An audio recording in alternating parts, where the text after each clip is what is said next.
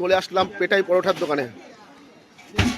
পেটাই পরোটা খেতে চলে আসলাম সমুদ্রের পাশে। দেখেন কাকাবু কত সুন্দরভাবে পরোটাগুলোকে পেটাই করে দিচ্ছে। ও কাকা, এটা ছেঁড়া পরোটা না পেটাই পরোটা? আচ্ছা আচ্ছা, ছেঁড়া পরোটা পেটাই পরোটা দুটোই পাওয়া যাচ্ছে, যেটা বলবে সেটাই হবে।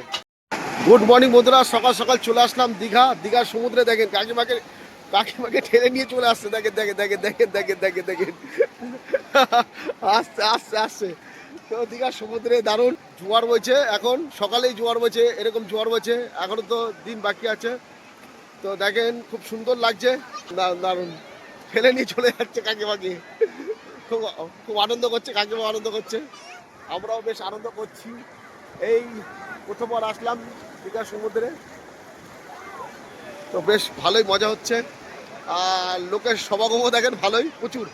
আমার ফ্যামিলি সামনে আছে, ওরা আরও বেশি আনন্দ করছে। সকাল সকাল সমুদ্রে স্নান করে চলে আসলাম পেটাই পরোটার দোকানে।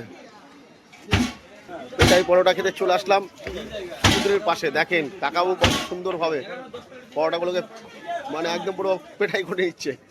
তো পেটাই পরোটা খেতে চলে আসলাম একদম সমুদ্রের পাশেই দোকানে। তার সাথে ডিম সিদ্ধ আছে, হাফ ফ্রাই আছে, তারপরে তরকারিও আছে, আবার পাউরুটিও আছে।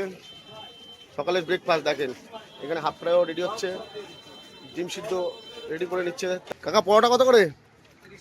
30 টাকা শ নাকি? তাহলে 150 গ্রাম 30 টাকা, 150 গ্রাম 30 টাকা পেটাই পরোটা।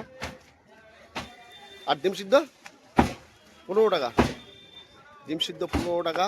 দেখেন খুব সুন্দরভাবে এখানে মাসিমা পরোটাগুলোকে বেলে নিচ্ছে, আর এখানে খুব সুন্দরভাবে তাওয়াতে সেঁকে নেওয়া হচ্ছে। তো সকালে ব্রেকফাস্ট তো করতেই হবে। দেখেন তরকারিও আছে, আর এটা তরকারি। একদম দীঘা সমুদ্রের পাশেই দোকান। সকালের ব্রেকফাস্টটা এখানেই সেরে নেব।